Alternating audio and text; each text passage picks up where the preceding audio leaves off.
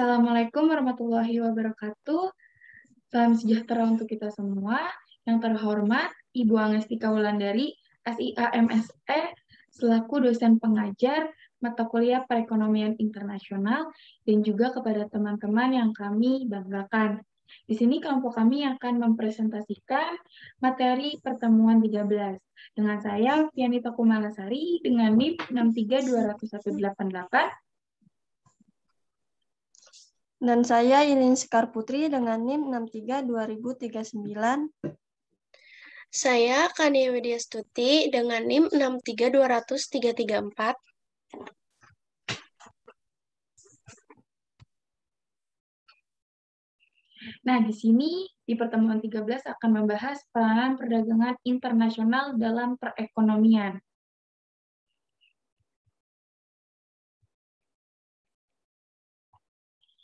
Nah, ada beberapa efek yang timbul. Yang pertama, efek terhadap pertumbuhan ekonomi. Ya, yang pertama, menjadi salah satu tujuan utama dalam perekonomian suatu negara. Sudah jelas, di negara-negara perdagangan internasional menjadi tujuan utama untuk membangun perekonomian. Selanjutnya ada penting dalam konteks perekonomian suatu negara. Jadi, karena dapat menjadi salah satu ukuran dari pertumbuhan atau pencapaian perekonomian bangsa. Selanjutnya, salah satu indikator kemajuan pembangunan.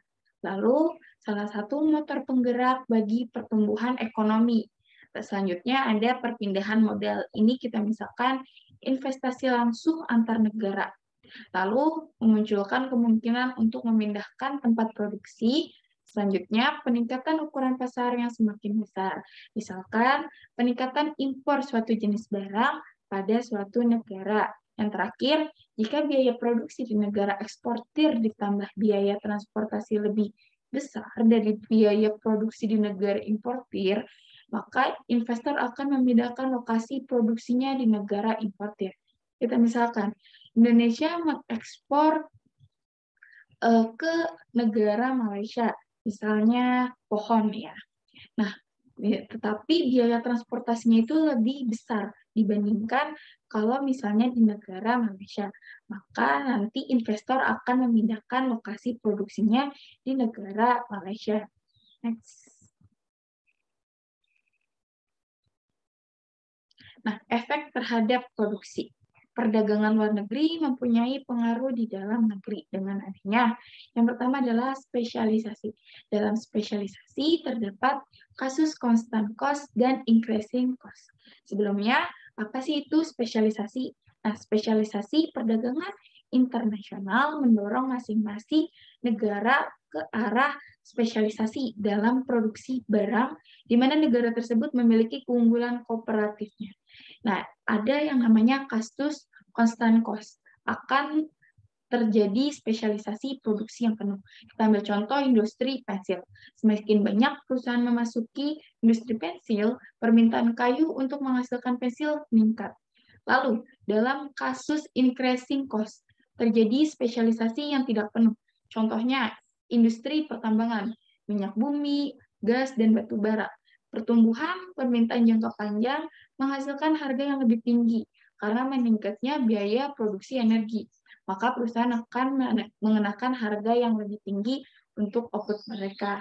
Jadi, di industri pertambangan, minyak bumi, gas, dan batu bara itu cukup memakan biaya. Makanya kalau misalnya permintaan yang jangka panjang akan menghasilkan harga yang lebih tinggi.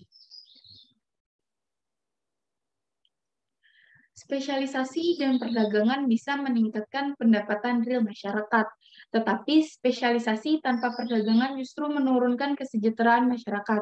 Spesialisasi dan perdagangan tidak selalu bermanfaat bagi suatu negara. Jika spesialisasi produksi yang terlalu jauh atau sektor produksi yang terlalu terpusatkan pada satu atau dua barang saja. Nah, di sini ada penyebabnya. Yang pertama, ketidakstabilan pasar luar negeri. Nah, kita misalkan nih, jika suatu negara karena dorongan spesialisasi hanya memproduksi barang karet dan kayu saja.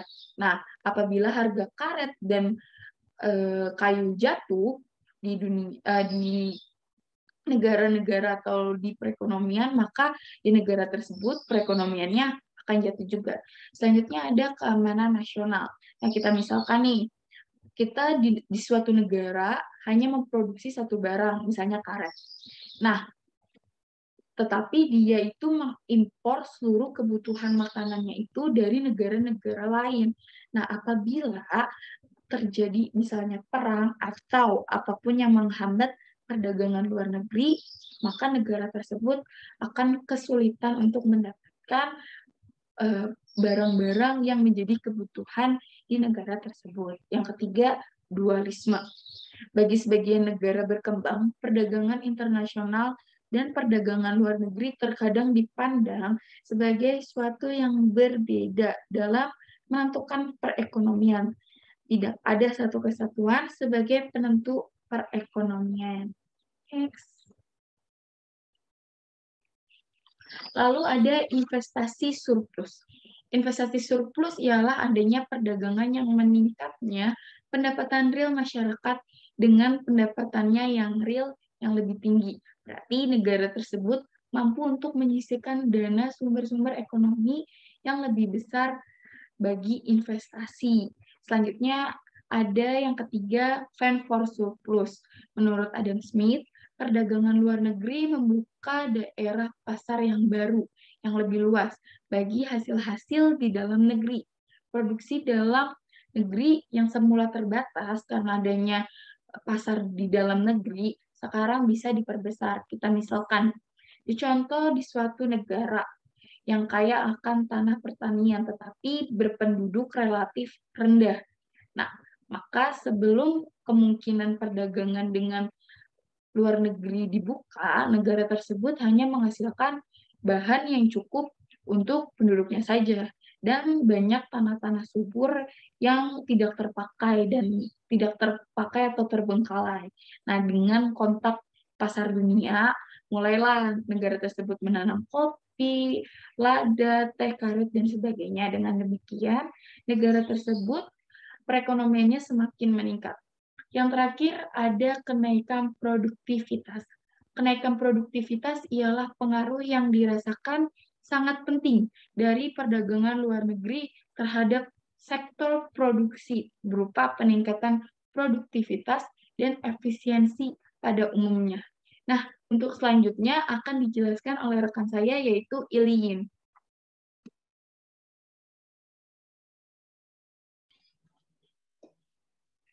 Selanjutnya ada efek terhadap konsumsi. Yang pertama, transformation effect, yaitu peningkatan konsumsi didasarkan pada perubahan sumber-sumber ekonomi atau barang-barang dalam negeri menjadi barang-barang lain berasal dari luar negeri.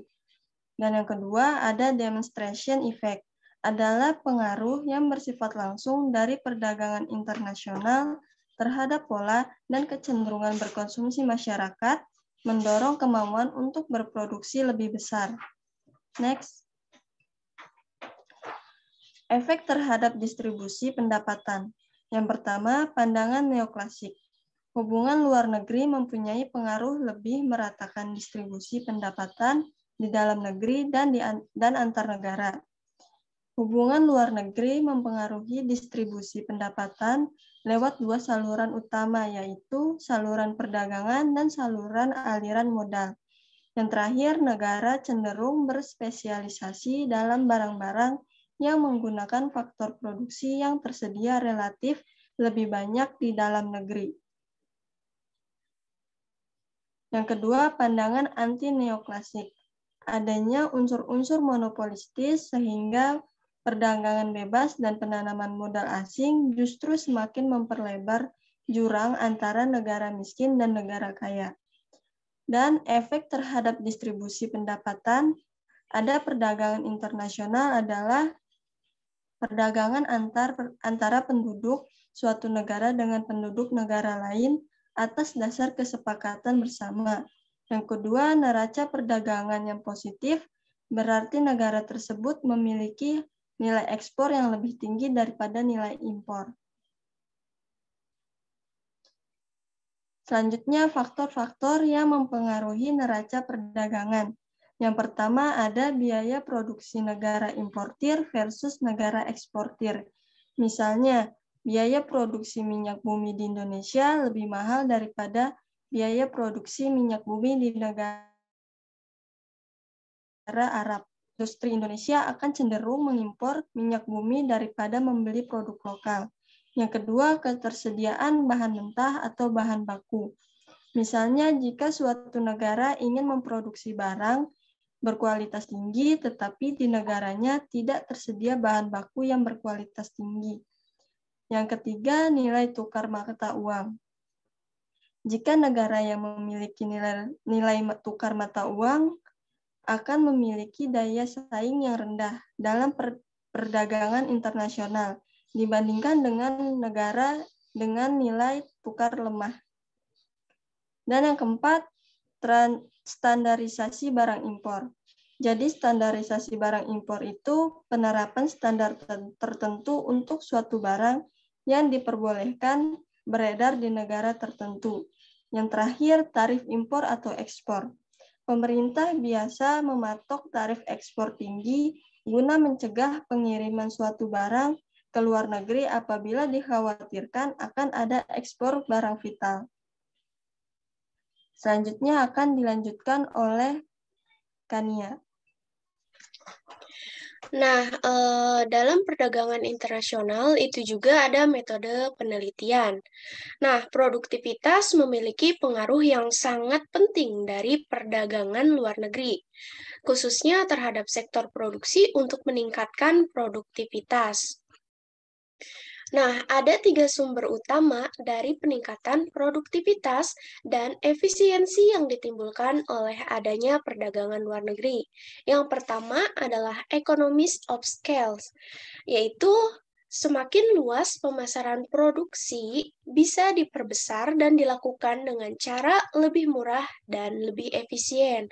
Nah, contohnya itu dalam produsen otomotif seperti mobil. Nah, ini didukung oleh teknologi yang sangat canggih dalam operasionalnya. Yang kedua, ada teknologi baru, yaitu berarti perdagangan internasional dan luar negeri itu saling ketergantungan karena digunakan sebagai media untuk penyebaran penyebaran teknologi baru dari negara maju ke negara berkembang. Nah, contohnya itu suatu negara berkembang mengimpor sebuah komputer dengan teknologi baru untuk meningkatkan produktivitas negaranya. Nah, yang ketiga adalah rangsangan persaingan. Peningkatan efisiensi tidak hanya terjadi lewat teknologi baru saja, tetapi bisa juga lewat pasar. Nah, contohnya itu ketika suatu pasar domestik dikuasai oleh sebuah perusahaan monopoli, maka akan berdampak sangat tinggi terhadap masyarakat. Nah, di sini juga ada teori perdagangan internasional. Nah, di dalam teori ini ada beberapa model. Yang pertama ada model Richardian, yaitu memfokuskan pada kelebihan komparatif, seperti negara yang mengkhususkan dalam memproduksi apa yang paling baik untuk diproduksi. Nah, yang kedua, model Heckscher-Ohlin, yaitu pola dari perdagangan internasional yang ditentukan oleh perbedaan dalam faktor kebutuhan. Model ini memperkirakan kalau negara-negara akan mengekspor barang yang membuat penggunaan intensif dari faktor pemenuhan kebutuhan dan akan mengimpor barang yang akan menggunakan faktor lokal yang langka dan juga intensif. Yang ketiga itu faktor spesifik, mensugestikan jika ada peningkatan harga dalam suatu barang, pemilik dari faktor produksi spesifik ke barang tersebut akan untuk pada term sebenarnya. Nah, yang keempat yaitu model gravitasi, yang berarti pada bentuk dasarnya menerka perdagangan berdasarkan jarak antar negara dan interaksi antar negara dalam ukuran ekonominya.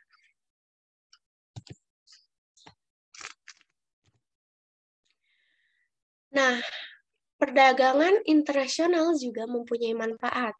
Yang pertama, memperoleh barang yang tidak dapat diproduksi di negara sendiri. Yang kedua, memperoleh keuntungan dari spesialisasi. Yang ketiga, memperluas pasar dan mendapatkan keuntungan. Yang keempat, transfer teknologi modern. Nah, ada beberapa faktor pendorong untuk melakukan perdagangan internasional. Yang pertama, adanya perbedaan kemampuan penguasaan ilmu pengetahuan dan teknologi dalam mengolah sumber daya ekonomi. Yang kedua, adanya kelebihan produk dalam negeri sehingga perlu pasar baru untuk menjual produk tersebut. Yang ketiga, adanya perbedaan keadaan seperti sumber daya alam, iklim, tenaga kerja, budaya, dan jumlah penduduk yang menyebabkan adanya perbedaan hasil produksi dan adanya keterbatasan produksi. Yang keempat, adanya kesamaan selera terhadap suatu barang. Yang kelima, keinginan membuka kerjasama, hubungan politik, dan dukungan dari negara lain. Dan yang keenam, terjadinya era globalisasi, sehingga tidak satu negara pun di dunia dapat hidup sendiri. Baik, itu saja yang dapat kelompok kami sampaikan. Dan mohon maaf apabila ada kekurangan, dan semoga apa yang telah kami sampaikan dapat bermanfaat kepada teman-teman semua. Kami sekiranya hanya itu yang kami dapat sampaikan. Kurang lebihnya mohon maaf. Wassalamualaikum warahmatullahi wabarakatuh.